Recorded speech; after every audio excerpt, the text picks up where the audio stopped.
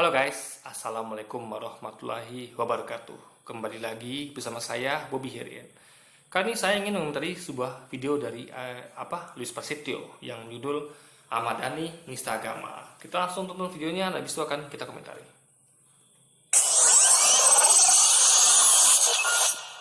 Kadang-kadang orang tuh tadi suka sensi. Ya. Muncul judulnya beda. Beda. Ahmad Dhani melakukan penistaan agama. Wah.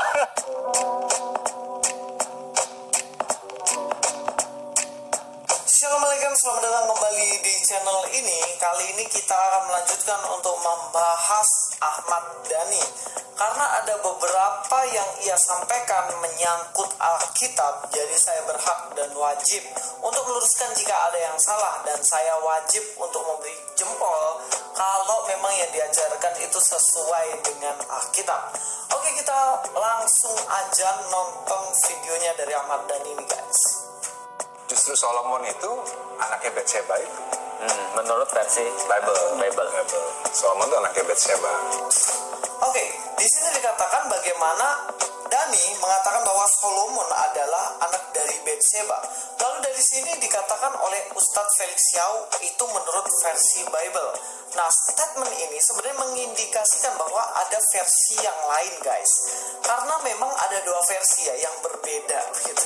Yang satu adalah versi di dalam Alkitab, dan yang satu adalah versi di kitabnya mereka. Saya tidak berhak ikut campur untuk kitabnya mereka. Tetapi yang saya tahu, kisah yang sesuai dengan fakta yang ada adalah di dalam Alkitab. Kenapa demikian? Karena mereka adalah orang-orang yang menjadi saksi mata atas kisah ini. Tentunya yang menulis kitab itu mengenai Salomo yang adalah anak dari Bathsheba dan Daud, itu hidup pada zaman Daud dan juga Gini guys ya. Kita harus bedakan mengenai catatan sejarah dengan firman Tuhan. Ya. Kalau logika kita pakai, firman Tuhan itu adalah kitab suci, seharusnya adalah berisi firman Tuhan. Disampaikan melalui utusannya. Ada Musa, ada Daud, ada Ibrahim, ada Yesus, ada Muhammad. Itu semuanya murni ucapan Tuhan. Jadi bukan, dan ucapan Tuhan itu disampaikan oleh nabinya dan dicatat. Jadi dicatat penulis itu seharusnya hanya kata-kata dari nabi, utusan yang menyampaikan firman Allah atau firman Tuhan itu, guys. Jadi penulis itu seharusnya nggak mencatat apa yang jadi saat itu, karena itu bukan firman Tuhan. Mereka mencatat sejarah. Anda ngerti lah beda sejarah dengan firman Tuhan. Misalnya saya Nabi Muhammad, atau saya Nabi Yesus misalnya, ini saya contoh misalnya, saya sampaikan bla bla bla bla bla. Nah, itu harus dicatat sebagai firman Tuhan. Itulah kitab suci. Nah, kalau Anda lihat perilaku saya ngapain, Nabi ini ngapain, Daud ngapain, Salomo ngapain, itu kalau ada catat, itu bukan firman Tuhan, itu catat sejarah. Nah, di Islam itu dibedakan. Ada Al-Quran, ada hadis. Al-Quran itu bersih 100% firman Allah, ya, firman Tuhan yang disampaikan Nabi. Nggak ada di situ tuh mengenai tulisan sejarah atau jadi sejarah itu betul-betul disampaikan oleh Allah sendiri melalui firman-Nya. Ini Allah itu menyampaikan sejarah yang diciptakan oleh Allah sendiri. Jadi sejarah semua di Quran itu ya tentang Ibrahim segala macam itu adalah bukan tulisan catatan dari para saksi sejarah, tapi langsung Allah yang menyampaikan pada Nabi Muhammad, ini loh sejarahnya Nabi sampaikan ke Quran. Jadi kan informasi itu dari Allah semua gitu, dari Tuhan murni tanpa ada campur tangan manusia. Nah, orang yang mendengar mencatat persis seperti firman yang disampaikan itu. Nah, ada namanya hadis. Itu baru tulisan sejarah. Nabi dulu ngapain, sahabat dulu ngapain, apa yang diucapkan Nabi gitu. Nah, sebagian hadis juga ada firman Tuhan juga, tapi dibedakan gitu. Tidak masukkan di Quran. Nah, kitab suci itu seperti itu gitu. Jadi kalau ada catatan sejarah kata Luis, yang itu kan yang nyatat orang itu yang hidup zaman Daud gitu. Berarti itu bukan firman Tuhan. Itu adalah tulisan sejarah. Makanya ini sebagai bukti kalau memang Alkitab itu bukan firman Tuhan, tapi catatan sejarah. Orang dahulu lihat gimana sih Daud itu hidupnya, gimana sih Salomo hidup, lalu mereka tulis dalam sebuah kitab, itu berarti bukan kitab suci namanya, kitab karangan manusia. Karena kitab catatan sejarah manusia, guys. Kalau kita tahu sekarang belajar sejarah ya, ada buku sejarah tentang reformasi, kemerdekaan dan segala macamnya. Jadi itu bukan kitab suci ya. Kitab suci itu hanya firman Tuhan semata, karena Yesus kan membawa kabar baik, yaitu Injil. Injil itulah kabar baik, itulah firman Tuhan tadi. Jadi nggak ada hubungan sama catatan sejarah, lu Yesus ngapain, Lalu apa? Kecuali kalau langsung info dari Tuhan sendiri, oke, itu baru kitab suci. Nah, Quran itu seperti itu deh guys. Apa yang Nabi Muhammad sampaikan itu bukan dari hasil dia baca-baca buku, enggak. Benar-benar informasi semua kisah-kisah dalam Quran itu murni informasi dari Allah semata guys. Nah, Salomo. Jadi jelas kisah itu bisa dikonfirmasi dan bisa dibuktikan secara sejarah. Yang jelas cerita. Nah, cara membuktikannya itu informasi itu dikarenakan informasi dari Tuhan langsung ya berupa kitab suci Quran, ada informasi dari manusia, cara sejarah. Cara buktinya ada seperti apa? Ya, bukan dengan mengkonfirmasikan ke orangnya sudah meninggal. Berarti kan konfirmasi langsung ke kitabnya. Nih orang tulis misalnya nih Alkitab cara sejarah, konfirmasi ke situ. Quran itu adalah cara sejarah, konfirmasi ke situ. Bukan begitu cara membuktikannya guys, tapi lihat dari artefak, arkeologi, penelitian lainnya. Gitu cara membuktikannya gitu. Karena kalau tanya, kok ini siapa sih yang informasi ini dari cerita sejarah mana sih? Nggak ada, karena informasi itu dari Tuhan gitu. Apa Anda mau bertanya pada Tuhan itu, pada Allah itu? Kan tidak. Allah sudah sampaikan informasinya gitu. Dan Anda tinggal cek kajian arkeologi, apa kimia, fisika segala macam itu artefak itu yang dilakukan. Nah, sama kayak tadi, ya cerita sejarah manusia itu ditanyakan orang yang enggak, orangnya meninggal gitu kan. Orangnya mulai hidup lagi sekarang yang menulis tentang kisah Daud itu, kalau memang itu cerita sejarah gitu. Nah, orangnya sudah tidak ada lagi gitu. Berarti nggak bisa logikanya ini benar, ini salah gitu. Karena ini ditulis orang yang sejarah gitu kan. Loh, kalau Anda tahu ya, sebagian besar di perjanjian lama itu informasi dari Tuhan itu. Kita akui informasi dari Tuhan gitu. Karena zaman Daud itu ya. Karena gini guys, apa saya katakan ya? Ada kitab suci, kitab itu nggak semuanya berisi cerita sejarah, tapi juga ada firman Tuhan gitu. Ya, contoh mengenai apa yang haram gitu kan, seperti babi itu haram di kitab juga ada ya kan, dibebaskan dari hutan dan hal segala macamnya. Hukum kisos yaitu jangan merasa kasih padanya, karena yang berlaku adalah mata ganti mata, gigi ganti gigi, nyawa ganti nyawa. Itu hukum dari itu, saya yakin itu bukan buatan manusia, itu murni firman Tuhan yang belum diubah gitu. Nah, jadi jadi nggak semuanya kitab itu juga catat sejarah manusia, juga ada murni informasi dari Tuhan gitu. Makanya campur aduk lah kalau menurut kita kitab itu. Buktinya juga ada kok menurut kita manusia. Kalau kita gampang membuktikannya, yaitu contohnya surat Paulus pada jemaat di Roma. Nah ini kan jelas tulisan Paulus, pesannya kepada jemaat di Roma. Kok masuk kitab suci gitu loh? Ini kan surat Paulus gitu. Kan bukan firman Tuhan. Kenapa bisa masuk ke Alkitab? Gitu loh guys. Ini beda dengan Quran ya. Ini Quran itu murni 100% informasi dari Tuhan. Kalau Alkitab itu campur-campur. Ada informasi dari Tuhan, ada informasi dari manusia, ada cerita sejarah manusia gitu, dicampur aduk di sana gitu. Mengenai saya, yang tahu adalah orang-orang di sekitar saya. Tapi kalau ada orang yang ratusan bahkan ribuan tahun kemudian datang membawa kisah dalam versi lain, tentunya itu yang kisah di bawah itu dari informasi Tuhan gitu. Jadi bukan versi dia gitu. Dia pun dapat informasi dari Tuhan sendiri, dari Al-Quran dan hadis gitu guys. Informasi itu gitu. Jadi intinya adalah bagaimana membuktikan apakah cerita info dari Tuhan ini atau informasinya yang benar dengan dicek menjadi kajian sejarah. Bukan mengatakan ini benar atau salah, bukan gitu metodenya gitu guys. Karena gimana ya?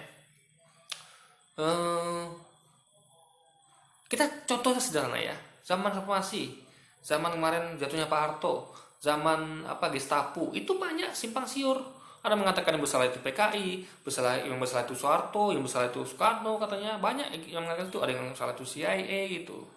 Nah, jadi intinya adalah manusia nggak bisa 100% disandarkan pada manusia. Yang akurat adalah informasi langsung dari Tuhan. Itu ada di Quran dan sebagian isi Alkitab. Itu valid. Karena langsung Tuhan menyampaikan. Informasi manusia bisa salah. Contoh misalnya kayak penyaliban Yesus ya. Gampang sebenarnya guys. Kalau kita cek, Yesus pernah mengatakan seperti ini. Angkatan jahat ini minta suatu tanda dariku ya. Ketika waktu itu dia dimintai tanda terus mukjizat oleh para rabi, dia kesal tuh kan udah si tanda selama ini, dia pengen bilang gitu, saya sudah hidupkan orang mati, dan menyembuhkan orang sakit, masih kurang juga. Akhirnya dia katakan, saya tidak akan memberikan tanda apapun pada mereka selain tanda Yunus. Seperti Yunus 3 hari 3 malam tinggal di dalam perut ikan, begitu juga anak manusia akan tinggal 3 hari 3 malam dalam perut bumi. Ini jelas kata tinggalnya adalah hidup. Anda nggak bisa katakan tinggal itu meninggal, mati. Yunus hidup. Yunus dilempar ke laut hidup. Di perut ikan hidup. Lempar ke laut, dimuntahkan ikan ke tepi pantai hidup. Yesus juga seperti itu. Dia tinggal di perut bumi, berarti hidup 3 hari 3 malam. Itu berarti dia di dalam perut bumi ya, bukan di kayu salib. Ingat, dia ada selama penyaliban itu dia ada di perut bumi. Itu kata dia. Dia juga anak manusia 3 hari 3 malam tinggal di perut bumi. Ini informasi langsung dari Yesus ini, langsung dari mulutnya kita dengarkan. Yang dicatat oleh para penulis Alkitab. Itu yang kita pakai sebagai pegangan kata-kata Yesus gitu. Nah, mengenai informasi yang saya menuliskan nih, oh Yesus waktu itu dia lihatnya di salib gitu. Nah, mata kan bisa menipu ya. Aku kan ceritakan kalau Allah serupakan orang yang menyerupai Yesus. Nah, logika kita bisa kita pakai. Kita cermati kata-kata Yesus tadi. Yesus katakan, aku tinggal 3 hari malam dalam perut bumi. Ya kan? Ini kan dalam fase penyaliban. Berarti Yesus nggak ada di tiang salib. Dia tinggal 3 hari 3 malam dalam perut bumi, dalam perut bumi gitu guys. Berarti mata bisa menipu.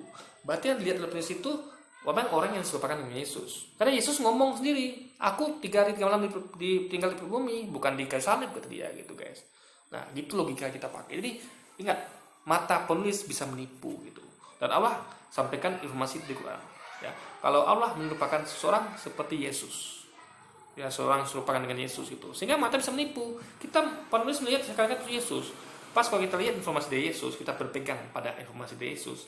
Yesus katakan seperti Yunus tinggal 3 hari 3 malam dalam perut ikan, begitu juga anak manusia tinggal 3 hari 3 malam dalam perut bumi guys. Gitu logikanya. Kita bersandar pada kata Yesus, bukan pada pandangan mata para penulis Alkitab guys. Tidak bisa dipertanggungjawabkan karena orang yang tulis itu tidak hidup di zaman saya. Saya sudah sering ulang-ulang sampaikan ini. Mudah-mudahan bisa masuk dengan cepat nih guys. Tapi intinya versi yang benar adalah Salomo memang adalah anak Betseba dan juga Daud. Hasil perselingkuhan dari Daud dengan Betseba yang adalah dosa. Mari kita akan lanjutkan lagi, kita nonton apa yang Ahmad Dhani katakan. Jadi waktu Betseba ini kan ini Kasus. menarik ini. Betseba ini istri daripada seorang Panglima. Iya. Yang namanya tahu nggak? Saya lupa. Iya, panglimanya. Iya. Kalau anak-anak band nggak mungkin lupa karena namanya jadi nama band. Uriah. Oh. Uriah Heep. Ada band namanya Uriah Heep. Itu band di Indonesia. Luar negeri. Luar negeri. Suaminya Betseba. Betseba. Itu Dan Betseba ini cantik ceritanya. cantik gitu ya. Udah terlanjur hamil sama David. Iya. Terlanjur David udah hamil. Bingung kan dia kan? Akhirnya dia disuruh pulang, suruh menggauli istrinya, maksudnya supaya kalau hamil tetap ketahuan kalau itu si Uriah. Ternyata Uriah nggak mau. Akhirnya Uriah disuruh perang, mati akhirnya. Iya. Nah, Tuhan marah. Jadi Tuhan bilang ini nggak benar, anakmu harus mati yang dalam kandungan itu. Nah terus ini di Bible ya, di Bible itu Daud ini Menghamili. bukan karena dia udah berdosa, mengambil Betseba dan dia nggak mau anaknya itu meninggal. Daud itu melakukan ritual puasa sehari enggak, sehari ya. Puasa Daud. Iya. Jadi itu asbabul wurudnya Daud. Ada di Bible. Ada di Bible asbabul wurudnya. Dan ternyata akhirnya tetap meninggal anak itu. Anak itu tetap meninggal. Dan akhirnya tetap kawin resmi Betseba dan akhirnya lahirlah Solomon. Nah, dari kisah ini, kalau kita tahu kisah ini, apa yang disampaikan oleh Ahmad Dhani itu sesuai dengan apa yang tertulis dalam Alkitab, yang mana Daud berzinah atau berselingkuh dengan Betseba, lalu Uriah diutus untuk perang. Dia ditaruh di paling depan supaya apa guys? Supaya cepat mati.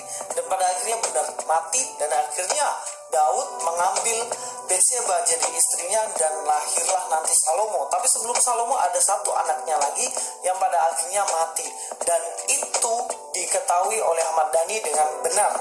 Artinya kronologinya, tokohnya, dan apa yang diceritakan tuh sesuai dengan apa yang disampaikan Alkitab.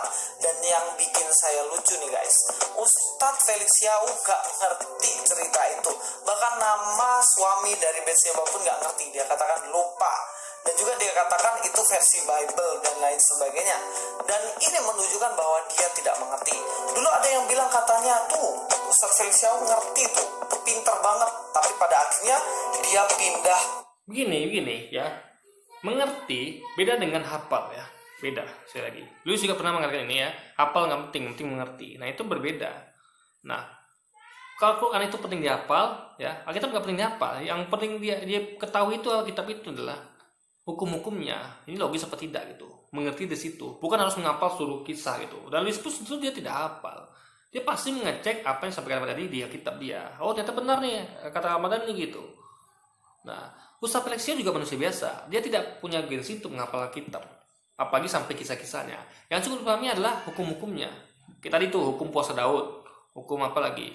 Hukum kalau Salomo berzina, apa Daud berzina dan segala macamnya. Itu yang penting dan untuk membawa kebenaran gitu. Jadi guys, sejarah itu nggak penting gitu.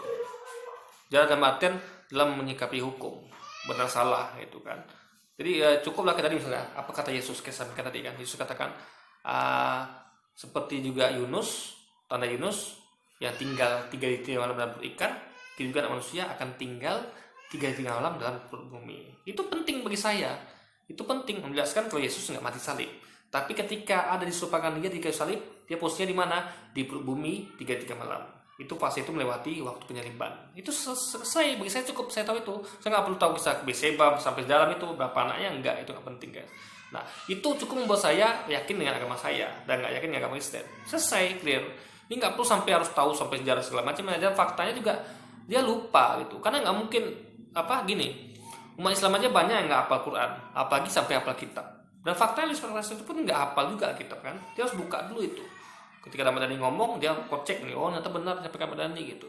Ini adalah bukan Ustaz Felixio tuh nggak tahu, tapi memang nggak hafal guys, karena itu nggak penting gitu. Yang membuat dipindah agama bukan kisah Betseba tadi, bukan, tapi seperti disampaikan tadi ya, kata-kata Yesus, apalagi hukumnya kok ini nggak logis, kok kontradiksi dan segala macamnya gitu. Jadi poin-poin itu yang bikin orang tuh mu'alaf, karena dia menemukan kebenaran, bukan dari dia harus tahu kisah ini itu semua, enggak gitu loh, karena itu nggak masuk esensi dalam mengetahui kebenaran guys. Ke agama seberang karena saking pinternya guys, ini aja nggak tahu artinya gitu. Kisah ini pun anak sekolah minggu ulang-ulang diceritain dan mereka tahu kisah ini dengan baik.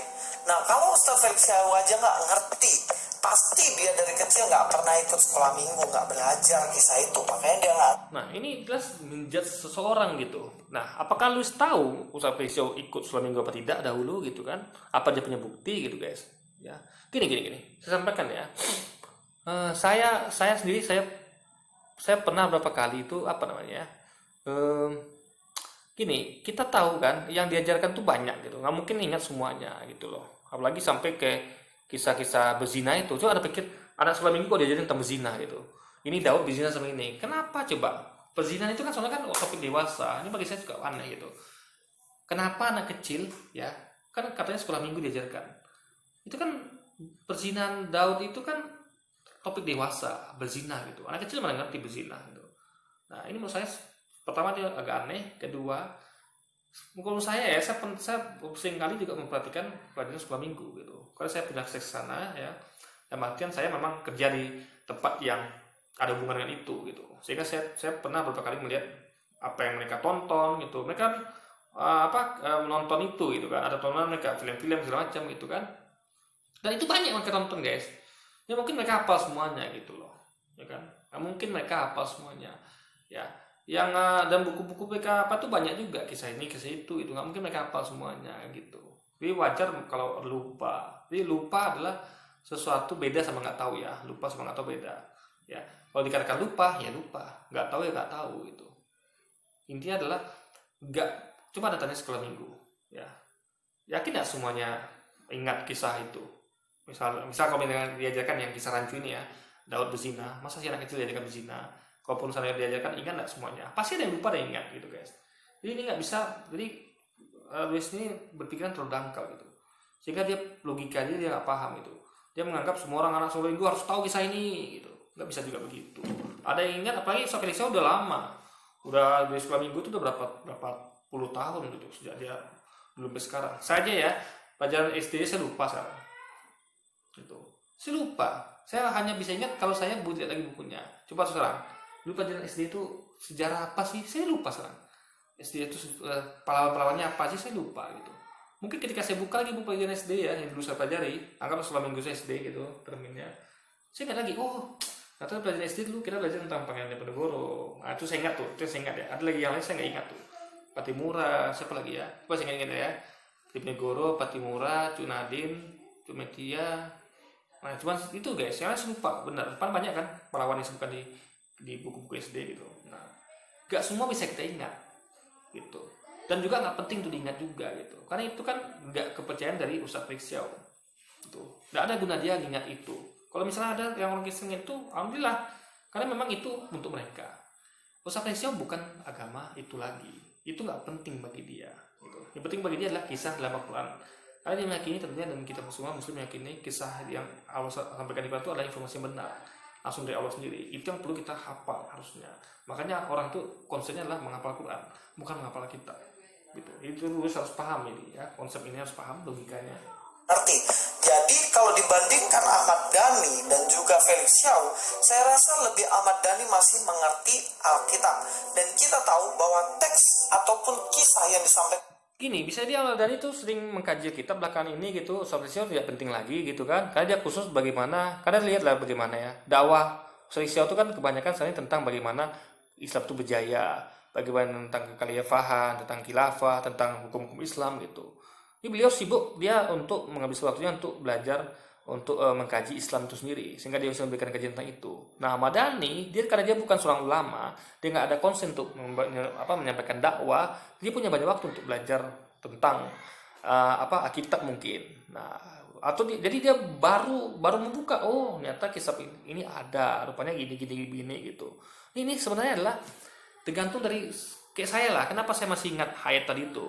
Gitu. Karena saya sering bikin video kayak gini. Ustadz Felix Xiao kan jarang bikin video kayak gini. Topik saya memang tentang debat antar agama, sehingga saya hafal betul bunyi ayatnya gitu. Ustadz Felix Xiao kalau seperti saya, kalau dia mengkaji antar agama, masih mengkaji antar agama, fokus di situ kayak saya. Fokus saya kan bukan cuma dakwah Islam, tapi fokus saya utama adalah perbandingan antar agama, sehingga saya pasti lebih hafal daripada Ustadz Felix Xiao gitu, tentang ayat ini. Karena itu yang terus saya kaji tiap hari. Nah, beliau kan fokus tentang bagaimana dakwah tentang Islamnya sendiri. Jadi jelas itu yang harus kita pahami guys. Nah, Ahmad Dhani ya melakukan seperti yang saya lakukan, dia masih buka-buka Alkitab. Ustadz Felix Xiao enggak lagi. Dia fokus bagaimana supaya dakwah tentang Islam saja guys. oleh Ahmad Dhani ini sesuai dengan apa yang dikatakan oleh Alkitab guys. Jadi kan kadang-kadang memang kita nggak bisa iri sama zat yang memang udah dipilih ya. Meskipun melakukan kesalahan ya tetap disayang gitu. Justru kesalahannya itu lahirlah Solomon. Kalau ini versi Bible ya. Iya, versi Bible. Jadi itu Kita perhatikan ya bagaimana Ahmad Dhani mengatakan kita nggak boleh iri ya. Kalau orang sudah dipilih itu walaupun dia berbuat kesalahan tetap disayang gitu. Nah guys, sebenarnya inilah doktrin atau pengajaran di dalam Alkitab. Bukan berarti membenarkan kesalahan itu. Bukan berarti ketika Daud berzina, oh nggak apa-apa, tetap dikasih. Enggak gitu guys. Artinya gini, semua manusia itu pasti memiliki kesalahan demi kesalahan. Tidak ada satu orang pun yang sempurna di dunia ini kecuali Yesus Kristus. Ingat ya, hanya satu orang yang tidak berbuat dosa. Ini salah juga ya. Yesus pernah berdosa. Saya kasih contoh satu. Yesus pernah berkata seperti ini, ambillah keledai itu, ya ditampakkan yang ada keledai ditampak. Yesus perintahkan muridnya untuk ambillah keledai itu. Apabila pemiliknya menanyakannya, katakanlah Tuhan meminjamnya. Lihat, kan nggak begitu metodenya seharusnya. Kalau itu yang baik adalah yang benar ya, ada datang ke orangnya, Pak, saya pinjam keledainya dong. Nah, itu baru sah. Ya saya pinjamkan gitu. Kalau tidak nggak boleh saya pinjam. Jadi mengambil keledai orang tanpa konfirmasi ke pemiliknya, tunggu nanti ketika pemilik bertanyakannya, oh ini saya pinjam, itu bukan minjam namanya. Ingat, minjam itu adalah izinnya di awal, bukan di akhir. Itu sudah dosa bagi Yesus. Kedua, mengutuk pohon ara. Ini kisah berapa aja ya. Kedua, mengutuk pohon ara. Kita tahu ada pohon ara yang bukan musimnya berbuah, lalu Yesus kesal gitu. Oh dia mengutuk pohon ara itu untuk nggak berbuah selamanya. Loh, apa salah berbuah pohon ara coba? Dia kan memang belum waktunya untuk berbuah gitu. Nah ini kan dosa sekali lagi. Mengutuk makhluk yang tidak bersalah gitu guys. Nah, itu baru 2 contoh. Banyak contoh lainnya. Jadi Yesus itu bukannya apa ya, juga makhluk yang berdosa gitu, bukan dia yang ada dosa guys. Ini sekali lagi ya, Anda harus baca kisah-kisahnya gitu. Jadi ya intinya adalah beliau juga manusia biasa yang nggak luput dari dosa guys, yaitu Yesus Kristus. Tapi semua manusia telah berbuat dosa dan kehilangan kemuliaan Allah. Tetap nah justru yang kita katakan Nabi Muhammad yang nggak berdosa, karena kita tidak dapat menemukan dosa beliau gitu. Jadi sekali lagi klaim beliau juga salah, dia mengatakan semua manusia berdosa. Tidak, ada manusia satu nggak berdosa, namanya Nabi Muhammad Sallallahu Alaihi Wasallam. Tapi orang yang berdosa ini tetap dikasihi oleh Tuhan. Kita akan lihat Daud, bagaimana beberapa kali dia berbuat kesalahan, tetapi Tuhan menganggap Daud sebagai orang yang paling dekat dengannya. Di dalam 2 Samuel 12 ayat 13-17, lalu berkatalah Daud kepada Nathan, "Aku sudah berdosa kepada Tuhan." Dan Nathan berkata kepada Daud, "Tuhan telah menjauhkan dosamu itu, engkau tidak akan mati." Nah, lebih sederhana lagi, katakan Yesus kan disalib untuk menebus dosa manusia. Waktu kisah ini kan belum ada Yesus, belum ada penyaliban, belum ada penebusan dosa. Kenapa ya dosanya dijauhkan dari Daud? Berarti kan dosa itu tidak dilepaskan dari penyaliban Yesus gitu.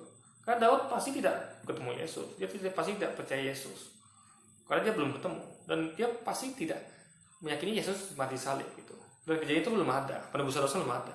Berarti kok dosa Daud ini dijauhkan dari Tuhan? Berarti kan nggak perlu penyaliban itu seharusnya, ya kan? Ini logika sederhana. Jadi waktu dahulu pun dosa sudah diampuni tanpa perlu penyaliban Yesus, guys. Jadi untuk apa lagi penyaliban Yesus? Kalau Tuhan ini, nah ini bukti ya, Tuhan nggak perlu mengorbankan anaknya, yang katanya itu anak kandungnya ya. Padahal itu jelas cuma termin sebagai hamba, anak-anaknya gitu kan. Yesus anak tunggal, anak yang spesial gitu. Itu bukan anak dalam artian tritunggal. Nah, kalau memang itulah penebus dosa, ya dari dahulu sudah dilakukan penebusan dosa. Tuhan menjauhkan dosa kepada Daud. Jadi Tuhan tuh punya kuasa untuk mengampuni dosa tanpa perlu mengorbankan anaknya, guys. Itu logika sederhana. Berarti kisah penyaliban itu nggak perlu gitu, karena di sini kita dibuktikan kalau Tuhan tuh mengampuni dosa Daud, jauhkan dosa itu tanpa ada kisah kejadian penyaliban, guys. Gitu logikanya, ya. Walaupun demikian, karena engkau dengan perbuatan ini telah sangat menista Tuhan, pastilah anak yang lahir bagimu itu akan mati.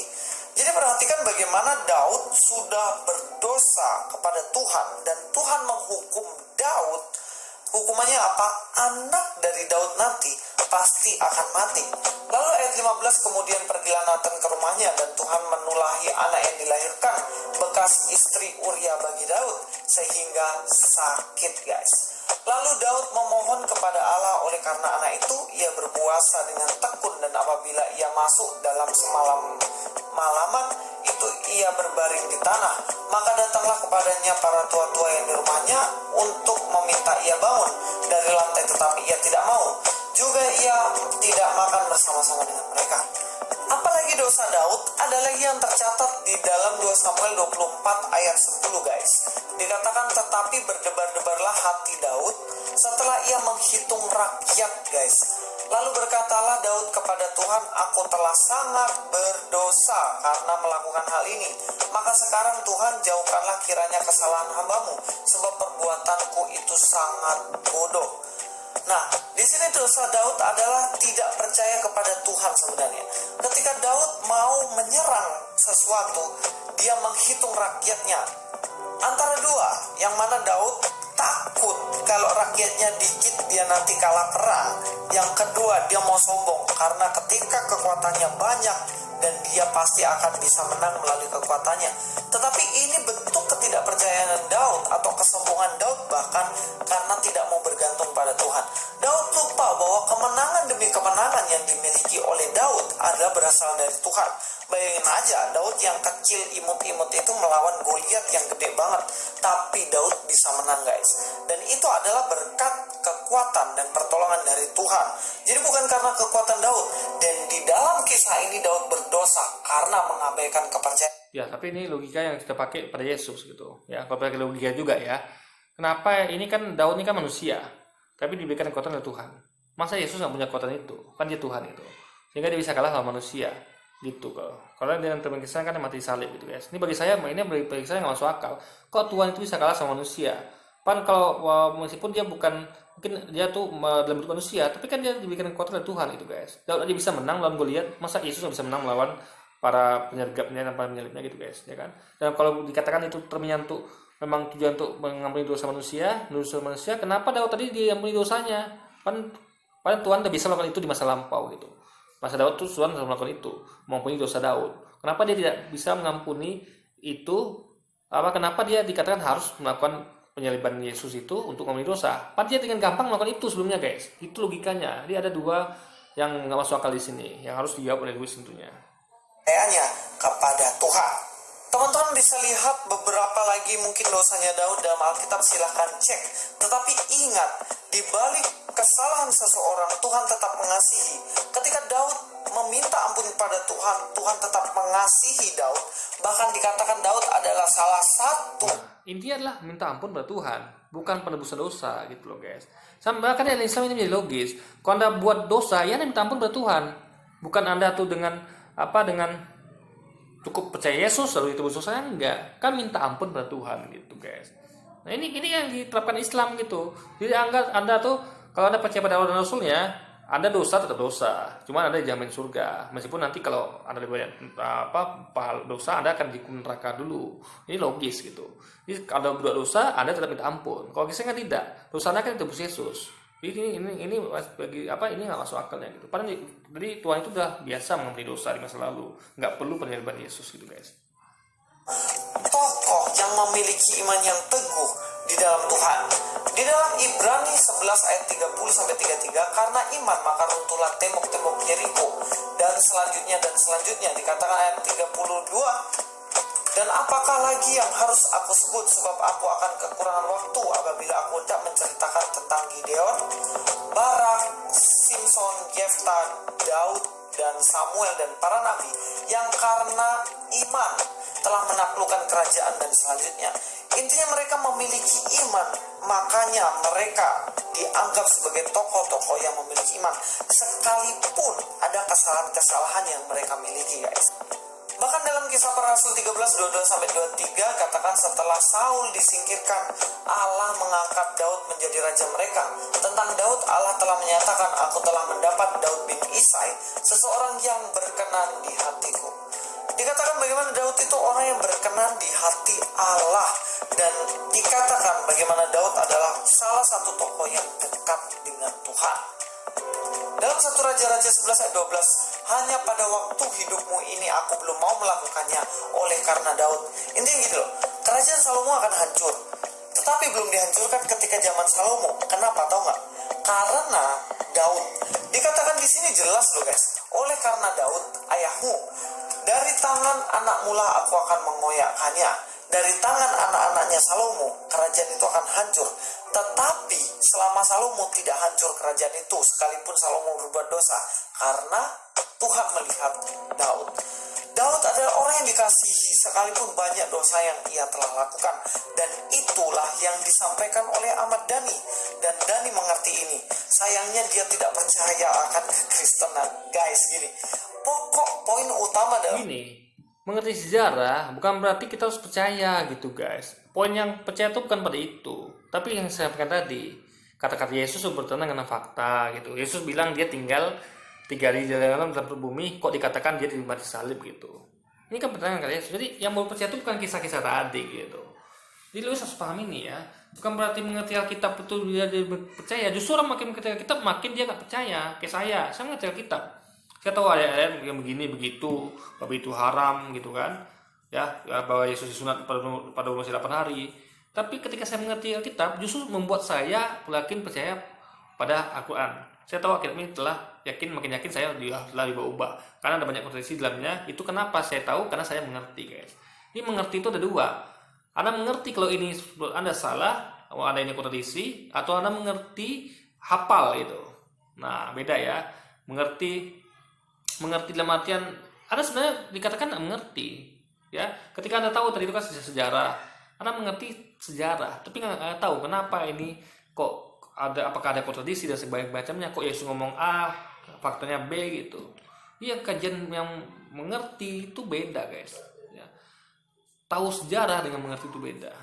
Yang buat orang keluar dari agama Kristen, pindah ke Islam itu karena mereka mengerti di sini ada kontradiksi. Yesus kok kata-katanya beda dengan fakta yang dilakukan umatnya gitu kan, dan sebagainya macamnya. Itu yang membuat orang pindah agama, bukan ketika orang tuh tahu tentang kisah Betseba tadi guys, bukan itu yang bikin orang pindah agama gitu, bukan mungkin itu yang bikin iman orang kuat gitu loh guys. Kekristenan itu adalah, pertama, manusia itu semua berdosa. Kedua, Allah mengasihi manusia. Ketiga, Allah datang untuk menyelamatkan manusia melalui Yesus Kristus. Yang Faktanya tadi Daud diselamatkan tanpa melalui Yesus. Ingat, Daud tadi dia memberi Tuhan dosanya tanpa melalui Yesus melakukan perbuatan dosa, karena Yesus belum ada saat itu kan. Jadi itu sudah membatalkan klaim kalau Allah itu maaf pengampun pengasih dengan melakukan perbuatan dosa melalui Yesus. Tidak, terlalu dosa diampuni tanpa sebelum adanya perjanjian Yesus guys. barang siapa percaya kepada Allah tidak akan binasa, karena beroleh hidup yang kekal karena anaknya yang sudah mengorbankan dirinya di kayu salib. Inilah pengampun. Iya, itu bukan kata-kata Yesus, kata-kata selain Yesus itu Anda temukan di Perjanjian Baru ya. Jadi kita nggak percaya dengan apa yang orang lain katakan selain Yesus katakan. Karena kalau ada kata-kata yang beda dengan kata Yesus, kita perlu pegang pada kata-kata Yesus ya. Pengampunan demi pengampunan yang diberikan yang disebut unconditional love, kasih tanpa syarat. Kalau semua manusia di dunia ini tanpa kasih Kristus menyelamatkan manusia, mana ada yang bisa selamat? Semua berbuat dosa. Semua. Ya, makanya kan minta ampun tadi. Daud minta ampun gitu. Dia tidak percaya Yesus. Yesus belum ada guys, gitu logikanya. Jadi intinya adalah, ya tadi Luis sudah ngajarkan nih, benar nih kata tadi ya. Kalau ada soal dosa minta ampun, selesai. Bukan dengan ditebus Yesus, enggak. Saya cukup satu minta ampun, itulah yang saya ajarkan. Anda salah, bertobat minta ampun, selesai. Dan tidak buat lagi. Bukan Anda percaya Yesus, enggak. Jadi percaya itu nggak mengampuni. Contoh, Anda percaya pada Allah dan Rasulnya. Kalau Anda berdosa ya Anda tetap bersalah. Anda tetap akan dapat dosa gitu. Itu tidak akan diampuni ya hanya karena Anda percaya pada Allah dan Rasulnya. Anda tetap harus minta ampun. Itu baru logis yang saya ajarkan. Sama kayak Daud tadi.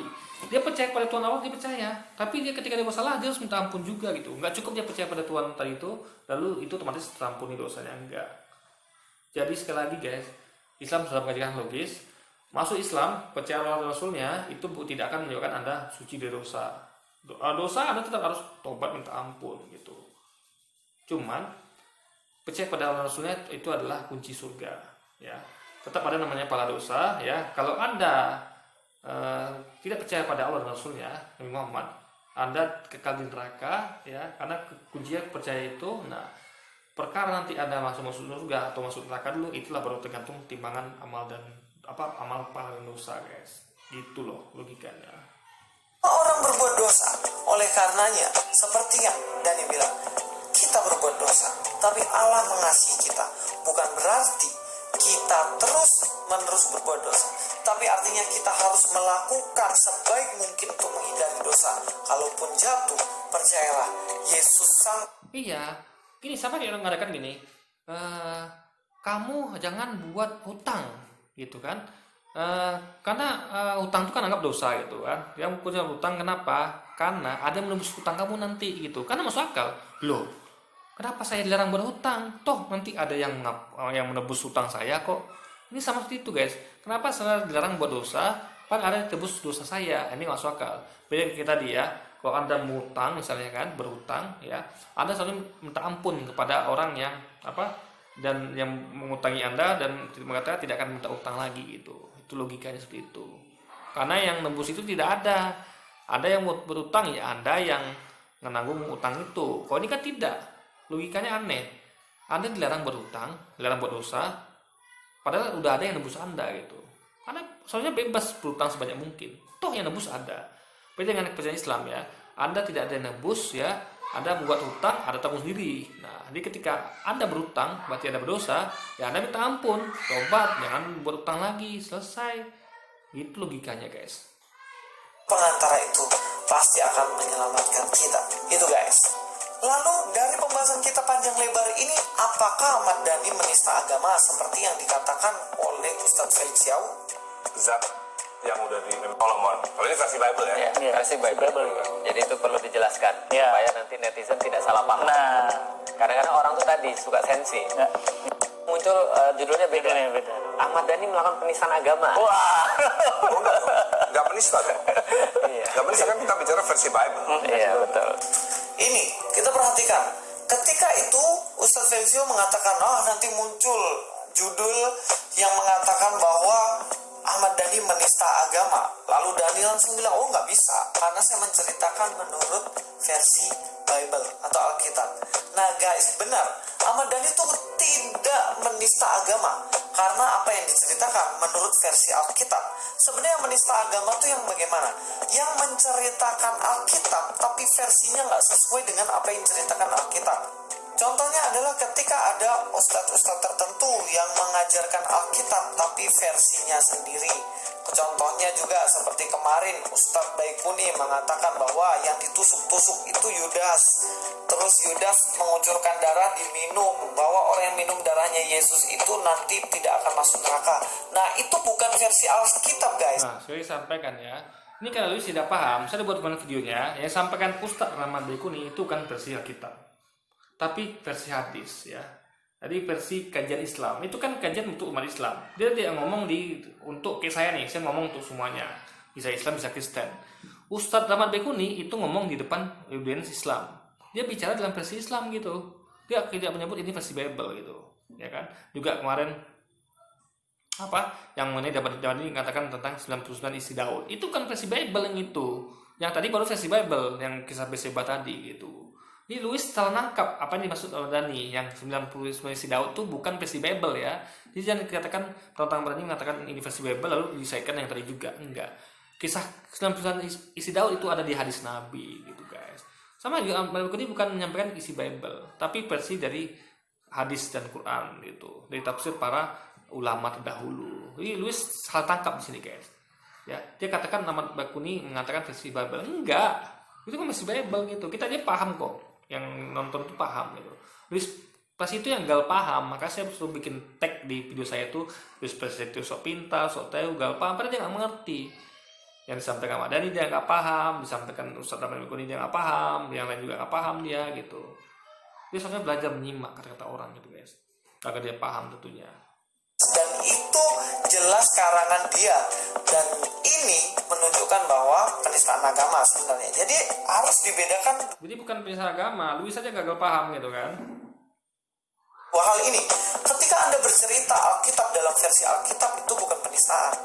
Ketika Anda menceritakan mengatasnamakan Alkitab padahal versi Anda sendiri, ya jelas itu penistaan. Dan apa yang kita bahas hari ini setidaknya memberi pelajaran bagi kita lah. Kalau mau ngomongin Kristen, ngomonginlah Kristen dalam perspektif Kristen. Jangan ngomongin Kristen dalam perspektif Anda sendiri, dan itu pasti keliru. Dan kalau saya luruskan ya jangan marah dong. Nah, lalu sampaikan guys gini. Islam mengajarkan tentang Kristen, tentang Yahudi ya. Kisah-kisah ya, nah tentang Yesus, Ibrahim, Salomo, Daud itu dalam Quran. Jadi gini ya, nggak fair kalau dikatakan kalau bahas Daud atau Yesus harus versi Alkitab, enggak. Aku kan membahas tentang itu. Ada Yesus versi Quran, ada Daud versi Quran juga ada gitu. Jadi kami justru kami berhak atas itu gitu. Karena kami punya kitab yang membahas dan hadis juga membahas tentang itu. Jadi ya kisah-kisah dalam Alkitab tadi itu ada juga dalam Quran hadis guys. Jadi versinya beda. Jadi ketika kami bicara tentang itu ya itu hak kami juga karena kami bahas tentang Yesus versi Quran dan hadis gitu guys. Jadi nggak bisa diklaim kalau yang versi Alkitab benar, enggak. Kok Islam juga punya versi sendiri, ya, itu hak kami nyampaikan gitu kan. Jadi semuanya itu sebenarnya sah-sah saja. Justru aneh kalau dia ngomong tentang Nabi Muhammad. Ada umat Kristen ya yang kita itu sekarang ini sok-sok bahas tentang Nabi Muhammad, sok-sok bahas tentang Ka'bah, sok-sok bahas tentang aturan Islam itu. Padahal di kitab mereka nggak ada itu. Di kitab nggak ada ngomong tentang Nabi Muhammad. Padahal ada ya, kitab ada, tapi mereka tidak menerima itu. Tapi kalau kita bicara tentang Yesus sah-sah saja, ada di Al-Quran hadis. Kita ngomong tentang Daud, ada di Quran hadis gitu. Nah, intinya adalah logikanya justru mereka nggak berhak ngomong tentang Nabi Muhammad. Ketika mereka ngomong Nabi Muhammad begini begitu, hak mereka. Tapi umat Kristen harus melakukannya gitu. Ya kan? Nah, itu kenapa nggak harus protes? Soalnya kalau dia terminnya begitu, kalian nggak boleh ngomong tentang Yesus loh. Nggak boleh ngomong tentang ini versi Alkitab. Ya, versi kami juga ada kalau versi Alkitab Al-Quran hadis gitu. Yang nggak ada itu versi Alkitabnya Nabi Muhammad gitu. Itu soalnya yang ada kritik gitu. Umat ada sendiri yang ngaco. yang bahas tentang Al-Quran, padahal mereka tidak ada Al-Quran di kitab mereka. Kami ada Injil, ada Taurat, Zabur ada di Al-Quran kami dan hadis kami, guys. Jadi kalau Louis itu kalau menyampaikan itu jangan pada kami, sampaikan pada umat Anda sendiri yang sok-sok bahas tentang Nabi Muhammad, sok-sok bahas tentang Quran yang tidak ada di ajaran kalian gitu. Sama saya kan cuma mau meluruskan saja bahwa versi Bible tuh gini loh guys, versi Alkitab tuh gini loh guys, nggak seperti yang kalian ngomongin. Nah kalau yang Ya, dikatakan kalau itu nggak apa-apa, tapi Louis kan langsung menjudge nih, itu mualaf palsu, itu hoax, itu ini itu nggak boleh menjudge itu. Kayak tadi dia menjudge sama Irgun itu menyampaikan versi Bible, dia nggak paham gitu kan. Akhirnya dia salah judge kan, salah klaim gitu. Cuman dia nggak salah sampai sekarang ini. Video saya ini nggak tahu deh tontonnya atau gimana kan, pasti saya sudah share linknya ke kolom komentar dia gitu kan. Nah, tapi sudah lah, intinya adalah sebenarnya dia sedang ngomong ke dirinya sendiri gitu. Dia seharusnya ngomong ini ke umatnya, ke para teman-temannya, bukan kepada para ustadz kita gitu. Dia di sini kan bukan coba untuk menurunkan Bible, tapi juga menjudge para ulama kita. Itu masalah di situ. Ketika dia menjudge para ulama kita, itu masalah, guys. dan ini apakah saya harus luruskan? Ya enggak guys, karena memang versi Alkitabnya gitu loh. Mungkin ada kesalahan detail, tapi itu bukan kesalahan yang fatal lah guys, tapi masih mengarah ke versi dari Alkitab itu sendiri. Nah ini dari saya, video dari saya, mudah-mudahan ini membuat netizen semuanya boleh mengerti dan paham dengan baik apa yang saya maksudkan. Tapi judulnya ini Ahmad Dhani Nista Agama, guys. Ini kan judulnya rancu. Kemudian bikin kan, apakah Ahmad Dhani Nista Agama? Tapi jangan Anda lihat judulnya nih. Saya download video ini ya. Saya download video dia nih. Judulnya seperti ini nih. Ahmad Dhani Nista Agama, guys. Judulnya sudah seperti ini gitu. Jadi seakan-akan Ahmad Dhani Nista Agama gitu. Kan soalnya ditambah dengan kata-kata apakah gitu. Jadi ini judulnya harus diubah nih, Lus ya. Ini berarti Anda menjudge Ahmad Dhani Nista Agama. Oke guys, jadi mungkin sekian dulu video kita kali ini. Sampai jumpa lagi di video-video selanjutnya. Wassalamualaikum warahmatullahi wabarakatuh.